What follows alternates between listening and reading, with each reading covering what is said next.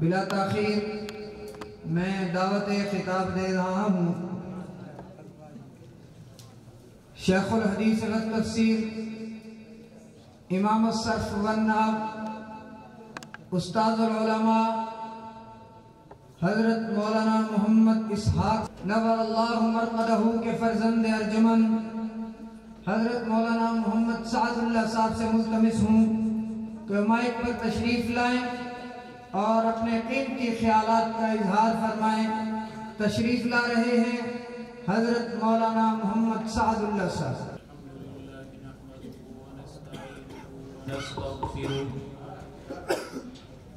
ونؤمن به ونتوكل عليه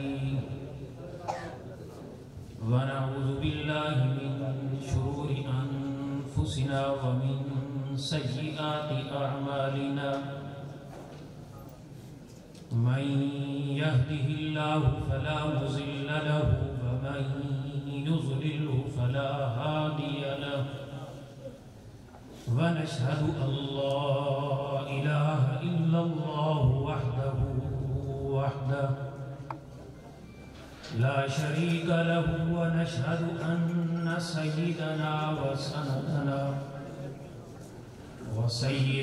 وسندنا ومولانا محمدا عبده ورسوله أرسله بالحق بشيرا ونذيرا وداعيا إلى الله بإذنه وسراجا منيرا صلى الله تعالى عليه وعلى آله وصحبه وبارك وسلم تسليما كثيرا كثيرا أما بعد فأعوذ بالله من الشيطان الرجيم بسم الله الرحمن الرحيم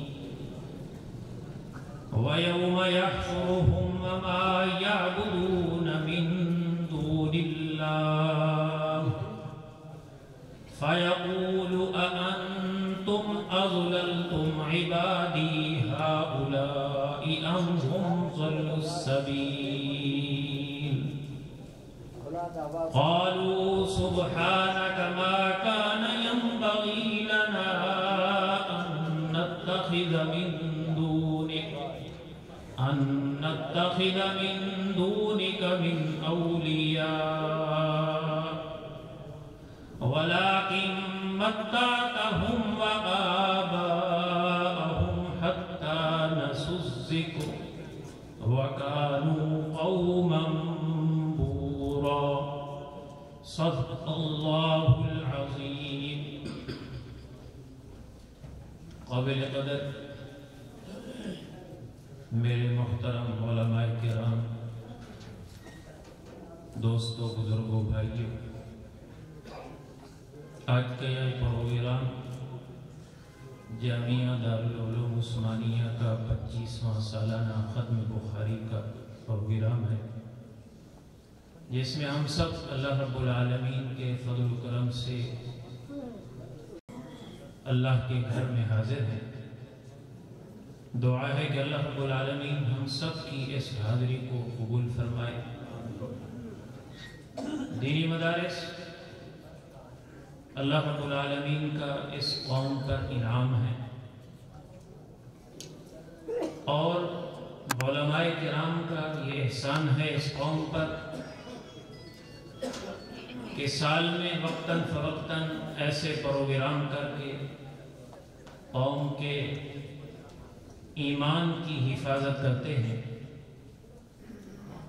اور اس پروگرام میں یہ سبق دیا جاتا ہے کہ اللہ تعالیٰ کی عبادت کی حد کیا ہے، اور اگر اس سے حد سے آگے گزرے تو وہ عبادت شرک میں بدل جاتی ہے۔ انسان تو ظاہر یہ سمجھ رہا ہوتا ہے کہ میں اللہ کی عبادت کر رہا ہوں، لیکن اس عمل کا اللہ کے ہاں کوئی قدر و منزلت نہیں ہوتی۔ یہ علماء کرام ہی بتاتے ہیں کہ آپ کی نماز کہاں تک ہے، روزہ کہاں تک روزہ ہے، حج کہاں تک حج ہے، آپ کی نوافل کہاں تک نوافل ہے؟ اگر آپ نے اس لکیر سے آگے قدم رکھا تو پھر وہ ظاہر تم تو عبادت کر رہے ہوگے، لیکن اللہ کے ہاں اس عمل کی ایک ذرہ برابر بھی قدر و منزلت نہیں ہوتی۔ اس لیے میرے دوستو، ہر ایسی مجلس کو غنیمت سمجھا کرو، اپنے اوپر اللہ کا انعام سمجھا کرو۔ دنیا میں ہر انسان صبح اٹھتا ہے، گھر سے نکلتا ہے، خوش قسمت ہے وہ انسان جسے صبح کی نماز نصیب ہوتی ہے، 5 وقت خدا کے سامنے حاضری نصیب ہوتی ہے۔ گھر سے نکلنے کے بعد کوئی ایسا شخص ہے جو اپنے دفتر میں جاتا ہے، کوئی دہاڑی پہ جاتا ہے، کوئی کس کام میں، کوئی کس کام میں، اور کسی کو کوئی پتہ نہیں ہوتا کہ شام کو اس کی واپسی دنیا کے جہان میں ہوگی یا قبر میں ہوگی، کسی کو کوئی پتہ نہیں۔ ہر ایک تسلیم کرتا ہے کہ میری موت کا مجھے علم نہیں، اور یہ جانتا ہے کہ میری موت کا علم میرے اللہ کے پاس ہے۔ اس سب کچھ ہونے کے باوجود وہ غافل کھڑا ہے، اس کی آنکھ پر غفلت کی پٹی چڑھی ہوئی ہے۔ وہ یہ نہیں سوچتا کہ میں صبح سے شام تک، شام سے صبح تک اللہ تعالیٰ کی نعمتوں سے لطف اندوز ہوتا ہوں، اور اس نعمت کی قدر میں کر رہا ہوں یا نہیں۔ اور دنیا میں چلنے پھرنے کے لیے، کسی سے ملاقات کے لیے ہر انسان اسباب اختیار کرتا ہے۔ بادشاہ ہے، اس سے ملاقات کرنی ہے تو انسان راستہ تلاش کرتا ہے کہ میں کس راستے پہ چلوں، کون سی سفارش اٹھاؤں، اور اس سفارش کے سبب سے میں بادشاہ تک پہنچوں گا، یا کسی وزیر تک، یا نئے تک MP تک میں پہنچوں گا۔ اللہ تعالیٰ فرماتے ہیں تم میں سے ہر ایک دنیا میں یہ نظریہ رکھتا ہے کہ میں نے مرنا ہے اور خدا کے پاس جانا ہے۔ اگر میرے پاس آنا ہے تو میری شرطیں ہیں، ان پر تم عمل کرو، اور اس کے بعد دیکھو کہ میری تمہاری سے ملاقات ہوتی ہے یا نہیں۔ اب ہر شخص چلتا ہے، سوچتا ہے کہ میری وہ شرائط جو اللہ نے میرے ساتھ رکھی ہے وہ ہے کیا۔ اللہ فرماتے ہیں من کان یرجو لقاء ربہ فلیعمل عملا صالحا، جو شخص یہ ارادہ رکھتا ہے کہ میری اپنے رب سے ملاقات ہو، میں اپنے رب کا دیدار کروں، اللہ کے سامنے پیش ہوں، اللہ فرماتے ہیں فَلْيَعْمَلْ عَمَلًا صَالِحًا، اس کے لیے پہلی شرط یہ ہے کہ وہ نیک عمل کرے، اچھا عمل کرے، عمل اس کے لیے خالص ہو۔ ہم لوگ دودھ خریدنے جاتے ہیں، دودھ میں ملاوٹ ہو، پانی ہو تو نہیں لیتے، اس لیے کہ ہم اپنے لیے ہر چیز خالص پسند کرتے ہیں۔ اللہ فرماتے ہیں فَاعْبُدُوا اللَّهَ مُخْلِصِينَ لَهُ الدِّينَ، مجھے وہ عبادت پسند ہے جو خالص میری ذات کے لیے کی جائے۔ تو یہاں فرماتے من کان یرجو لقاء ربہ، جس انسان کے بھی دل کی خواہش ہے کہ میں اپنے رب سے ملاقات کروں، اللہ فرماتے ہیں فَلْيَعْمَلْ عَمَلًا صَالِحًا، اس شخص کے لیے ضروری ہے کہ وہ عمل اچھا کرے۔ اب ظاہر انسان نماز تو پڑھ رہا ہے لیکن عمل ایسا نہیں، فرماتے لا یشرک بعبادت ربہ احدا، مجھے ایسے عمل کی کوئی ضرورت نہیں جس عمل میں تمہاری شرک کی ملاوٹ ہوگی، مجھے خالص عمل چاہیے اور اس عمل میں کوئی شرک کا ذرہ برابر نہ ہو۔ اب اگر ایسا عمل جس میں شرک پایا گیا تو اللہ فرماتے پھر اس عمل کی کوئی قدر و منزلت نہیں، اس لیے کہ جس دل میں ایمان نہیں اور اس دل میں اللہ کی توحید نہیں، پھر وہ دل چاہے پیغمبر کے باپ کا ہو، چاہے پیغمبر کے بیٹے کا ہو، چاہے پیغمبر کے چچے کا ہو، چاہے پیغمبر کی بیوی کا ہو، اللہ فرماتے ہیں اس کی کوئی قدر و منزلت نہیں۔ اور اللہ تعالیٰ نے چاروں مثالیں قرآن مقدس میں ذکر کی ہیں۔ حضرت ابراہیم علیہ السلام اللہ کے جلیل القدر پیغمبر ہے، کتنا مقام اللہ نے عطا کیا ہے، لیکن باپ مشرک ہے، کافر ہے۔ اللہ کے نبی فرماتے ہیں حشر کے میدان میں اللہ تعالی حضرت ابراہیم علیہ السلام خدا کی عدالت میں آئیں گے اور حضرت ابراہیم علیہ السلام سے اللہ تعالیٰ فرمائیں گے اپنا سر مبارک نیچے کریں. حضرت ابراہیم علیہ السلام اپنا سر مبارک نیچے کریں گے. اللہ تعالیٰ حضرت ابراہیم کے والد کی شکل تبدیل کر دیں گے, بچو کی شکل بن جائے گی. کسی کو کوئی پتہ نہیں کہ یہ کون ہے, لیکن ہوگا حضرت ابراہیم کا والد. اتنا بڑا مقام اللہ کے نبی کا, لیکن اللہ کے نبی کے اختیار میں یہ نہیں کہ اپنے باپ کو ایمان عطا کر دے, یہ اللہ کی دین ہے. اور اللہ تعالیٰ انسان کو سمجھانا چاہتے ہیں کہ اگر دل میں ایمان ہے تو پھر عمل کی قدر و منزلت ہے, ایمان نہیں تو جتنے عمل کر لو میرے ہاں کوئی قدر و منزلت نہیں. حضرت نوح علیہ السلام اللہ کے نبی ہیں, بیٹا مشرک ہے, کوئی پتہ نہیں. جب عذاب کا فیصلہ ہوتا ہے, حضرت نوح علیہ السلام کشتی میں بیٹھے ہیں, بیٹا سامنے کھڑا ہے اور بیٹے سے کہتے ہیں اب چلنے کا وقت آ گیا. فرماتے ہیں ارکب معنا, اے میرے پیارے بیٹے ہمارے ساتھ اس کشتی میں سوار ہو جا. اب بیٹا حضرت نوح علیہ السلام کو علم بھی نہیں تھا کہ میرا بیٹا مشرک ہے, اسی وقت پتہ چلا. ساری زندگی اس کے ساتھ گزاری, حضرت انتظار میں ہے کہ ابھی سوار ہوگا. تو وہ کہتا ہے نہیں میں نہیں. کہتے ہیں کیوں؟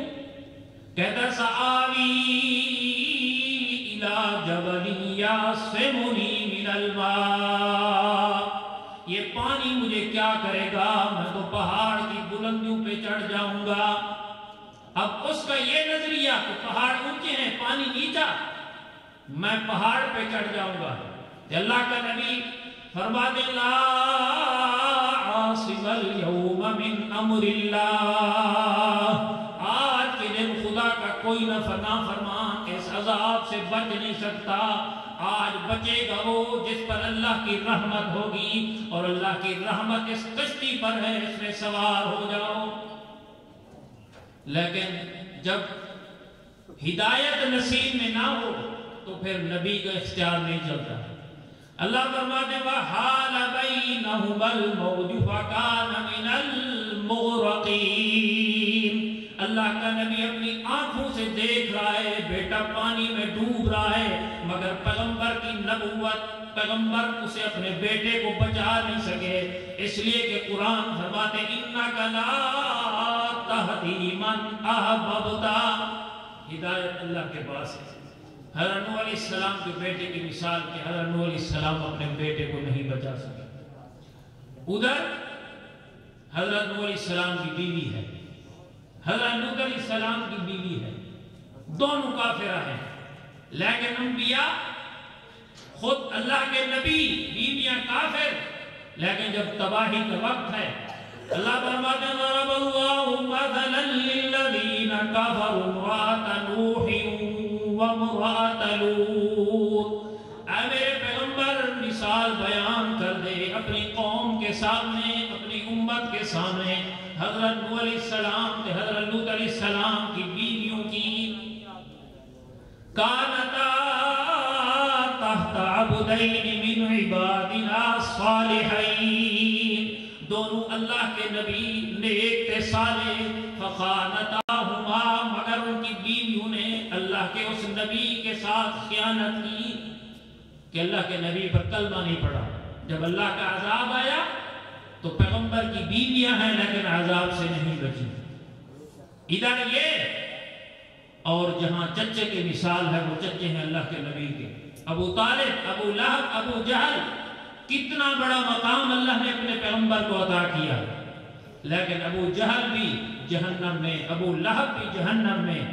اللہ فرماتے ہیں تبت یدا ابی لہب وتب ما اغنا عنہ مالہ وما کسب. انسان دنیا میں مال پر ناز کرتا ہے, اولاد پر ناز کرتا ہے, لیکن مہانا پیغمبر چچا کام آیا, نہ مال کام آیا, نہ اولاد کام آئی. یہ ساری مثالیں اللہ نے ذکر کی ہیں. لیکن آج کا مشرک, اللہ کو علم تھا کہ یہ ان مثالوں کو نہیں دیکھیں گے, نہیں مانیں گے. وہ جھکیں گے قبروں پر, مزاروں پر, سجدے کریں گے, جانور ذبح کریں گے, وہاں چاول تقسیم کریں گے.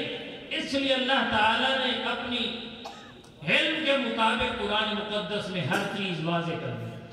فرماتے ہیں وَيَوْمَ يَحْشُرُهُمْ وَمَا يَعْبُدُونَ. اس دن کو دھیان ملاؤ جس دن اللہ جمع فرمائیں گے ان کو بھی جنہوں نے عبادت کی. وَمَا يَعْبُدُونَ جن کی عبادت کی گئی مِن دُونِ اللَّهِ اللہ کے سوا. اللہ فرماتے ہیں میں ان کو بھی جمع کروں گا جنہوں نے قبروں پر سجدے کیے، منتیں مانی، جانور ذبح کیے، چادریں چڑھائیں، وہ بھی خدا کے سامنے.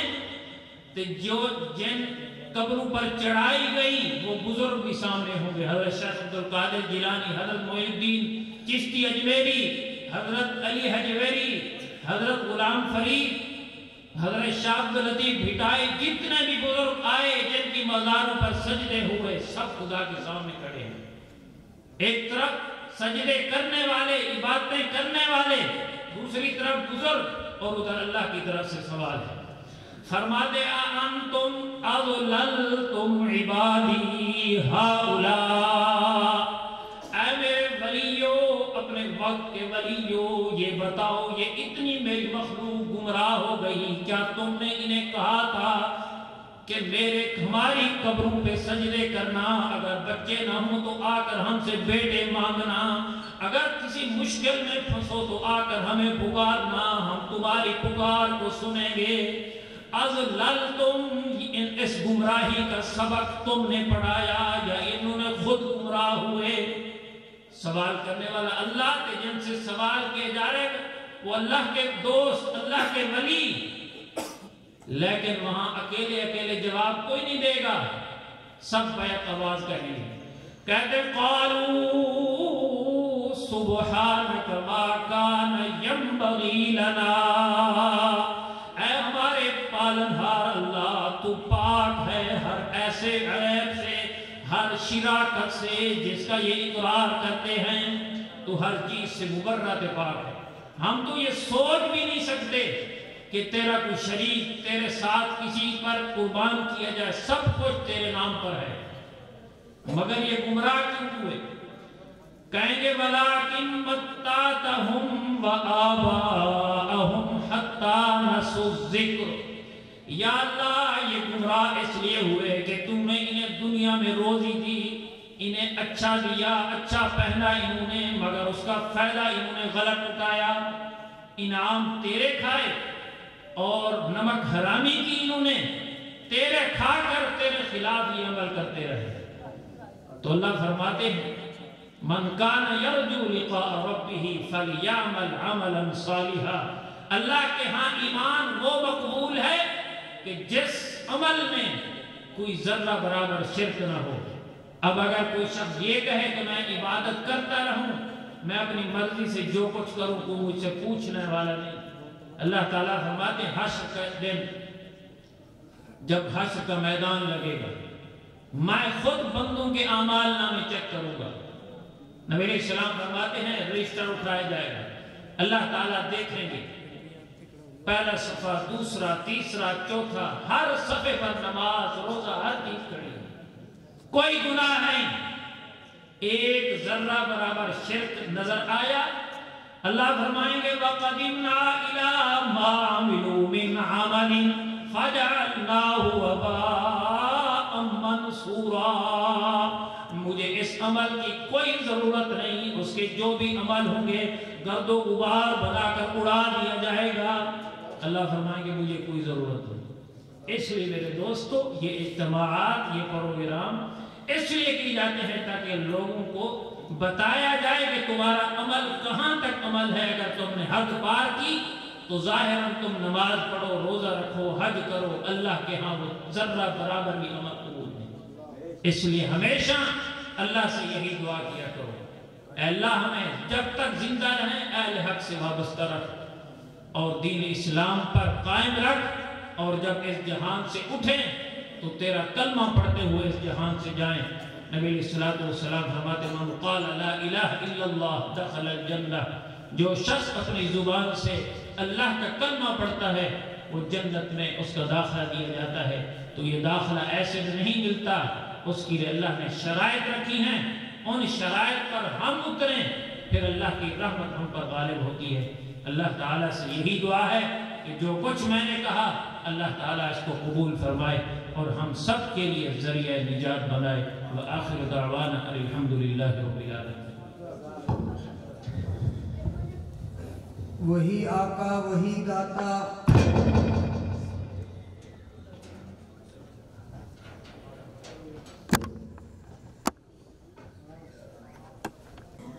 اللہ کے گھر میں حاضر ہے۔ دعا ہے کہ اللہ رب العالمین ہم سب کی اس حاضری کو قبول فرمائے۔ دینی مدارس اللہ رب العالمین کا اس قوم کا انعام ہے، اور علماء کرام کا یہ احسان ہے اس قوم پر کہ سال میں وقتاً فوقتاً ایسے پروگرام کر کے قوم کے ایمان کی حفاظت کرتے ہیں، اور اس پروگرام میں یہ سبق دیا جاتا ہے کہ اللہ تعالیٰ کی عبادت کی حد کیا ہے، اور اگر اس سے حد سے آگے گزرے تو وہ عبادت شرک میں بدل جاتی ہے۔ انسان تو ظاہر یہ سمجھ رہا ہوتا ہے کہ میں اللہ کی عبادت کر رہا ہوں، لیکن اس عمل کا اللہ کے ہاں کوئی قدر و منزلت نہیں ہوتی۔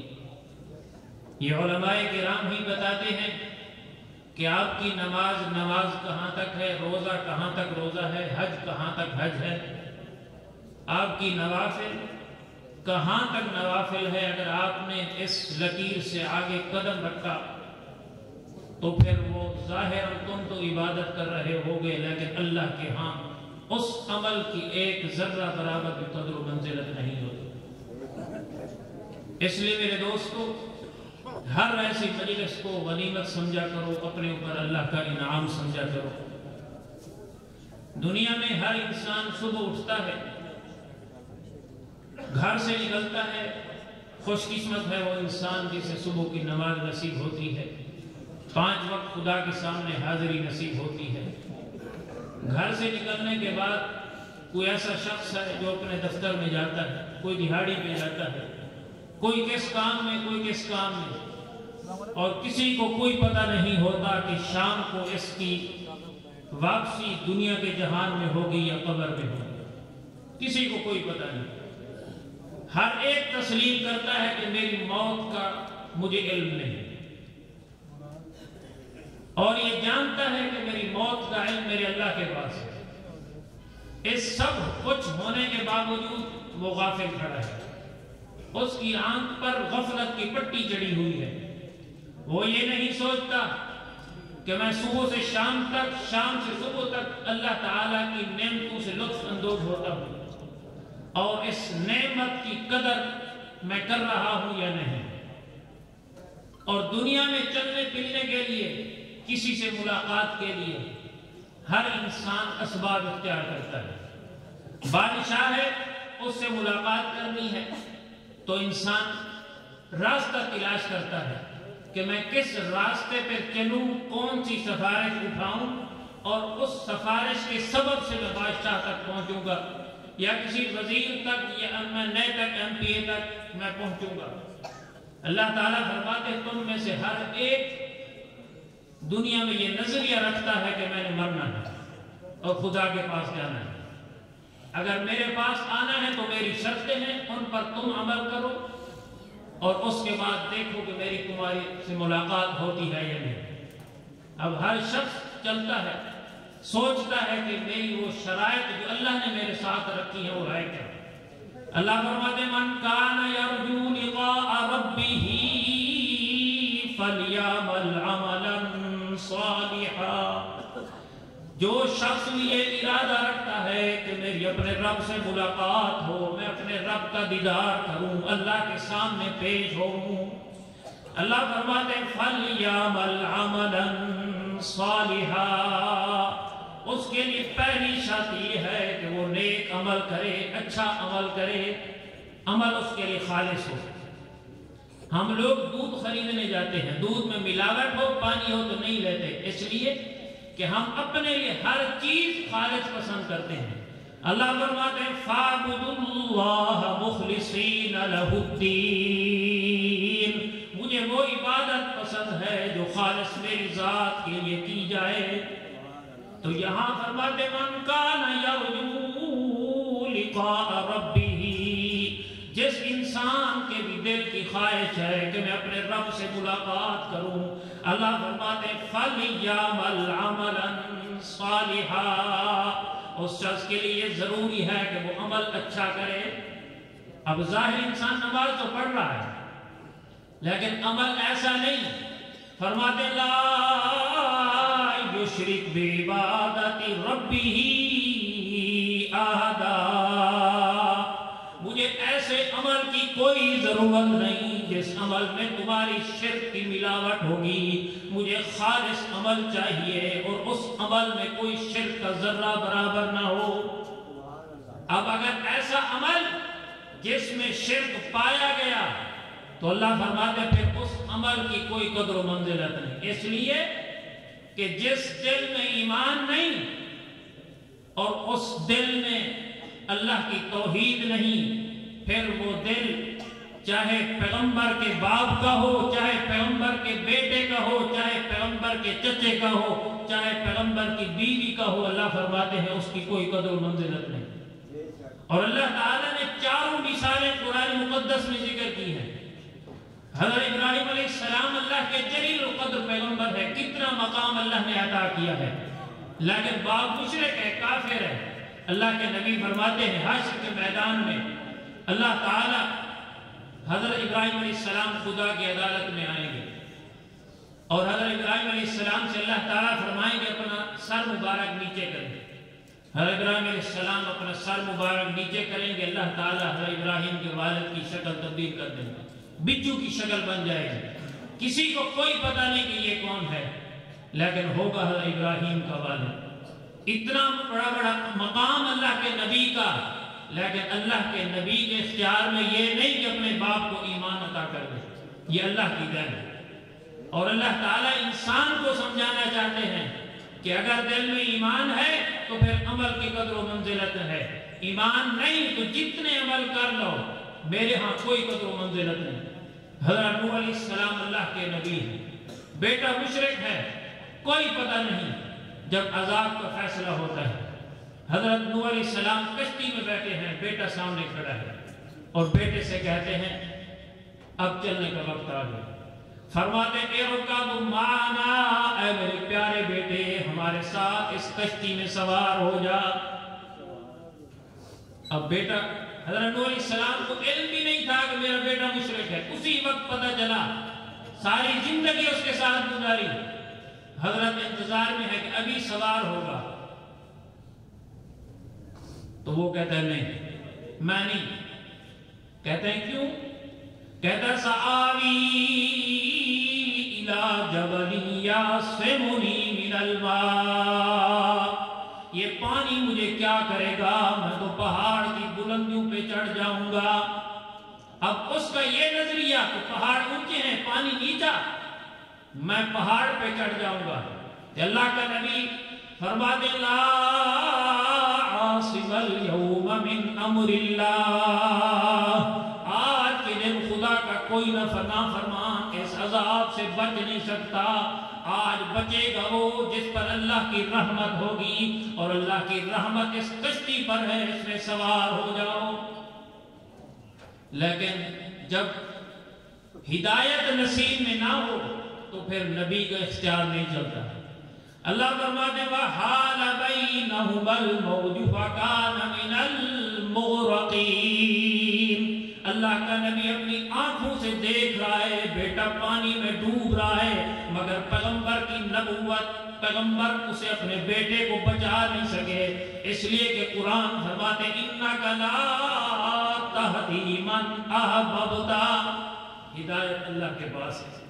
حضرت نوح علیہ السلام کے بیٹے کی مثال کہ حضرت نوح علیہ السلام اپنے بیٹے کو نہیں بچا سکے. ادھر حضرت نوح علیہ السلام کی بیوی ہے، حضرت لوط علیہ السلام کی بیوی ہے، دونوں کافرہ ہیں. لیکن انبیاء خود اللہ کے نبی، بیویاں کافر، لیکن جب تباہی کا وقت ہے اللہ فرماتے ہیں ضرب اللہ مثلا للذین کفروا امرأة نوح وامرأة لوط۔ اے میرے پیغمبر مثال بیان کر دے اپنی قوم کے سامنے، اپنی امت کے سامنے، حضرت نوح علیہ السلام تے حضرت لوط علیہ السلام کی بیویوں کی۔ کانتا تحت عبدین من عبادنا الصالحین، دونوں اللہ کے نبی نیک تے صالح، فخانتاہما، مگر ان کی بیویوں نے اللہ کے اس نبی کے ساتھ خیانت کی کہ اللہ کے نبی پر کلمہ نہیں پڑھا۔ جب اللہ کا عذاب آیا تو پیغمبر کی بیویاں ہیں لیکن عذاب سے نہیں بچی۔ ادھر یہ، اور جہاں چچے کی مثال ہے وہ چچے ہیں اللہ کے نبی کے، ابو طالب، ابو لہب، ابو جہل، کتنا بڑا مقام اللہ نے اپنے پیغمبر کو عطا کیا، لیکن ابو جہل بھی جہنم میں، ابو لہب بھی جہنم میں۔ اللہ فرماتے ہیں تبت یدا ابی لہب وتب ما اغنا عنہ مالہ وما کسب۔ انسان دنیا میں مال پر ناز کرتا ہے، اولاد پر ناز کرتا ہے، لیکن مہان پیغمبر چچا کام آیا، نہ مال کام آیا، نہ اولاد کام آئی۔ یہ ساری مثالیں اللہ نے ذکر کی ہیں، لیکن آج کا مشرک، اللہ کو علم تھا کہ یہ ان مثالوں کو نہیں دیکھیں گے، نہیں مانیں گے، وہ جھکیں گے قبروں پر، مزاروں پر، سجدے کریں گے، جانور ذبح کریں گے، وہاں چاول تقسیم کریں گے۔ اس لیے اللہ تعالیٰ نے اپنی علم کے مطابق قرآن مقدس میں ہر چیز واضح کر دی۔ فرماتے ہیں وَيَوْمَ يَحْشُرُهُمْ وَمَا يَعْبُدُونَ، اس دن کو دھیان ملاؤ جس دن اللہ جمع فرمائیں گے ان کو بھی جنہوں نے عبادت کی، وَمَا يَعْبُدُونَ، جن کی عبادت کی گئی، مِن دُونِ اللَّهِ، اللہ کے سوا۔ اللہ فرماتے ہیں میں ان کو بھی جمع کروں گا جنہوں نے قبروں پر سجدے کیے، منتیں مانی، جانور ذبح کیے، چادریں چڑھائیں، وہ بھی خدا کے سامنے۔ تو جو جن قبروں پر چڑھائی گئی وہ بزرگ بھی سامنے ہوں گے، حضرت شیخ عبدالقادر جیلانی، حضرت معین الدین چشتی اجمیری، حضرت علی حجویری، حضرت غلام فرید، حضرت شاہ عبداللطیف بھٹائی، جتنے بھی بزرگ آئے جن کی مزاروں پر سجدے ہوئے، سب خدا کے سامنے کھڑے ہیں۔ ایک طرف سجدے کرنے والے، عبادتیں کرنے والے، دوسری طرف بزرگ، اور ادھر اللہ کی طرف سے سوال ہے۔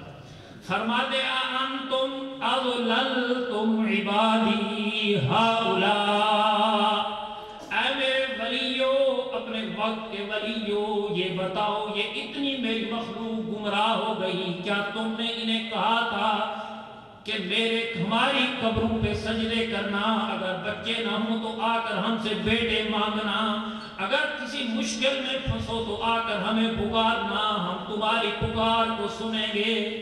اضللتم، اس گمراہی کا سبق تم نے پڑھایا یا انہوں نے خود گمراہ ہوئے؟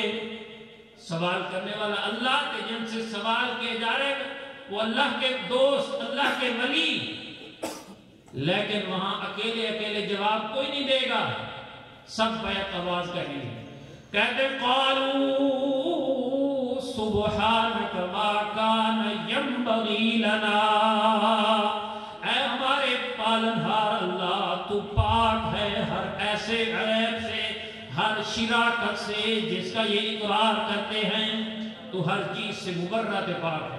ہم تو یہ سوچ بھی نہیں سکتے کہ تیرا کوئی شریک تیرے ساتھ کسی پر قربان کیا جائے، سب کچھ تیرے نام پر ہے، مگر یہ گمراہ کیوں ہوئے؟ کہیں گے وَلَٰكِن مَتَّعْتَهُمْ وَآبَاءَهُمْ حَتَّىٰ نَسُوا الذِّكْرَ، یا اللہ یہ گمراہ اس لیے ہوئے کہ تم نے انہیں دنیا میں روزی دی، انہیں اچھا دیا، اچھا پہنا انہوں نے، مگر اس کا فائدہ انہوں نے غلط اٹھایا، انعام تیرے کھائے اور نمک حرامی کی انہوں نے، تیرے کھا کر تیرے خلاف یہ عمل کرتے رہے۔ تو اللہ فرماتے ہیں من کان یرجو لقاء ربہ فلیعمل عملا صالحا، اللہ کے ہاں ایمان وہ مقبول ہے کہ جس عمل میں کوئی ذرہ برابر شرک نہ ہو۔ اب اگر کوئی شخص یہ کہے کہ میں عبادت کرتا رہوں، میں اپنی مرضی سے جو کچھ کروں، کوئی مجھ سے پوچھنے والا نہیں۔ اللہ تعالیٰ فرماتے ہیں حشر کا دن جب حشر کا میدان لگے گا، میں خود بندوں کے اعمال نامے چیک کروں گا۔ نبی علیہ السلام فرماتے ہیں رجسٹر اٹھایا جائے گا، اللہ تعالیٰ دیکھیں گے پہلا صفحہ، دوسرا، تیسرا، چوتھا، ہر صفحے پر نماز، روزہ، ہر چیز کھڑی ہے، کوئی گناہ نہیں۔ ایک ذرہ برابر شرک نظر آیا، اللہ فرمائیں گے وَقَدِمْنَا إِلَىٰ مَا عَمِلُوا مِنْ عَمَلٍ فَجَعَلْنَاهُ هَبَاءً مَنْثُورًا۔ مجھے اس عمل کی کوئی ضرورت نہیں، اس کے جو بھی عمل ہوں گے گرد و غبار بنا کر اڑا دیا جائے گا۔ اللہ فرمائیں گے مجھے کوئی ضرورت نہیں۔ اس لیے میرے دوستو یہ اجتماعات، یہ پروگرام اس لیے کی جاتے ہیں تاکہ لوگوں کو بتایا جائے کہ تمہارا عمل کہاں تک عمل ہے۔ اگر تم نے حد پار کی تو ظاہراً تم نماز پڑھو، روزہ رکھو، حج کرو، اللہ کے ہاں وہ ذرہ برابر بھی عمل قبول نہیں۔ اس لیے ہمیشہ اللہ سے یہی دعا کیا کرو، اے اللہ ہمیں جب تک زندہ رہیں اہل حق سے وابستہ رکھ اور دین اسلام پر قائم رکھ، اور جب اس جہان سے اٹھیں تو تیرا کلمہ پڑھتے ہوئے اس جہان سے جائیں۔ نبی علیہ السلام فرماتے ہیں من قال لا الہ الا اللہ دخل الجنہ، جو شخص اپنی زبان سے اللہ کا کلمہ پڑھتا ہے وہ جنت میں اس کا داخلہ دیا جاتا ہے۔ تو یہ داخلہ ایسے نہیں ملتا، اس کے لیے اللہ نے شرائط رکھی ہیں، ان شرائط پر ہم اتریں پھر اللہ کی رحمت ہم پر غالب ہوتی ہے۔ اللہ تعالیٰ سے یہی دعا ہے کہ جو کچھ میں نے کہا اللہ تعالیٰ اس کو قبول فرمائے اور ہم سب کے لیے ذریعہ نجات بنائے۔ وآخر دعوانا الحمدللہ رب العالمین۔